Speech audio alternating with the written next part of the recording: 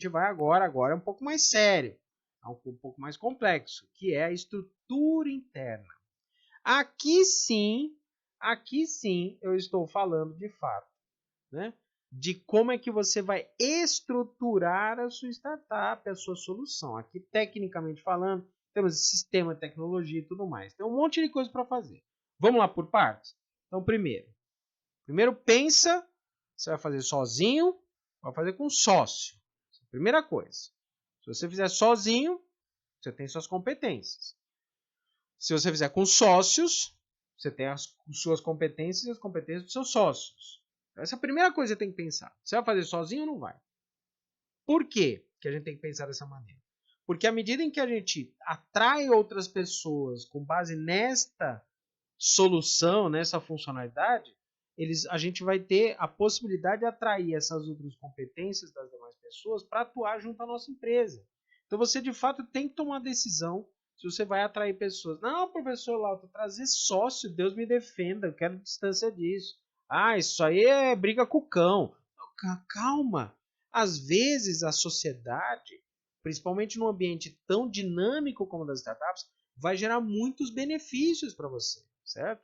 Então você de fato consegue ter outras funcionalidades, outros aspectos que vão contribuir bastante para você direcionar a sua questão, tá? Então, na estrutura interna, começa pensando, eu tenho tais competências, tem que ser honesto, tá? Eu tenho tais competências, essas competências me atendem até um determinado ponto, eu vou ter que buscar outras coisas. Já te digo, buscando ou não buscando sócio, você vai precisar buscar funcionalidade, então você vai ter que ter no mínimo fornecedor.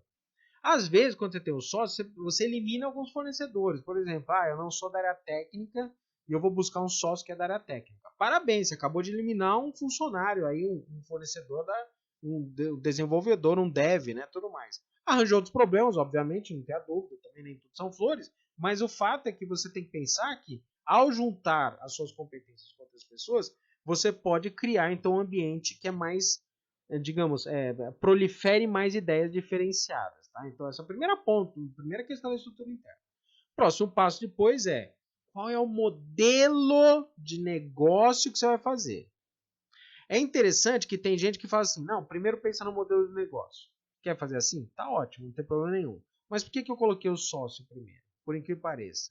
Que é para você saber se você está sozinho ou não no mercado.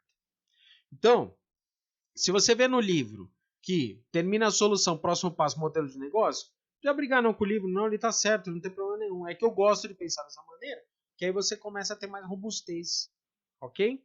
Mas tudo bem, modelo de negócio, tem que pensar. Como é que funciona essa questão do modelo de negócio? Você precisa saber, vou ganhar dinheiro como? É isso que você tem que saber. Vou ganhar dinheiro como? Como é que essa startup vai ser remunerada? Como é que esse negócio vai ganhar dinheiro? Porque a monetização vem justamente, né, dentro dessa parte da estrutura interna, vem na questão de como vou ganhar dinheiro. E aí, na sua solução interna, né, na estrutura da sua solução interna, que aí você já está pensando, já tecnicamente falando, você já vai pensar o seguinte, bom, se eu ganhar dinheiro dessa forma, então a minha tecnologia tem que ser SSS. Se eu for ganhar dinheiro de outra forma, se eu for atuar nessa questão de uma outra frente, então a minha tecnologia tem que ser assim. Por exemplo, se você fizer um marketplace, você tem que ter a tecnologia que permita fornecedor de um lado, clientes do outro, você está no meio. Se for SaaS, você não tem fornecedor de um lado, clientes dos outros. Né? Então, o SaaS é o Software as a Service. Né? Para quem não conhece, Software as a Service. É como se fosse uma aplicação, como se fosse um serviço. Aí você precisa ter uma interface que o usuário vai lá, contrata, ele faz a autoconfiguração, ele faz o detalhamento e está tudo certo. Se eu for pelo modelo de API, o API é como se fosse lá um módulo que você integra e faz uma conexão entre duas soluções. Você vai pensar então, não tem nada a ver com o cliente em si, você precisa fazer como é que você vai integrar essa questão dentro de um aplicativo de um banco, dentro de um aplicativo de um pet shop, alguma coisa. Por exemplo, você vai implantar uma agenda para pet shop, é uma API lá, né? Então você implanta essa agenda lá, você precisa se preocupar com a tecnologia de implantar. Professor Lauton, eu não entendo nada de tecnologia. Bom, já te digo, tem conteúdo no canal que explica como resolver isso. Não vou entrar no mérito aqui, mas algumas dicas só básicas. Você pode ter um sócio da área tecnológica, você pode contratar fornecedores, você pode ter funcionários que façam isso, Em último caso, você pode ter um investidor smart money que receba uma participação da sua empresa e faça a aplicação. Então, a ausência do seu conhecimento em tecnologia nunca foi impeditivo para você abrir uma startup. Eu vou mais além.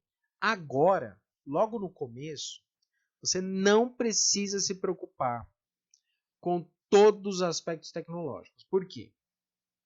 Porque aqui nessa estrutura aqui, nessa questão da estrutura interna, a parte que vem, né, nesse momento é a chamada MVP, mínimo produto viável, que é a tradução, né? MVP, tradução é mínimo produto viável. O que precisa ser feito é, para atender essa solução com base na observação que você vê no mercado, dentro do seu modelo de negócio o que você vai oferecer inicialmente como o mínimo produto viável. Então, é a ideia do o que seria o mínimo que as pessoas comprariam. O mínimo que as pessoas já enxergariam valor no seu negócio. E o próximo passo é qual a tecnologia mínima para atender esta funcionalidade, para atender esse MVP.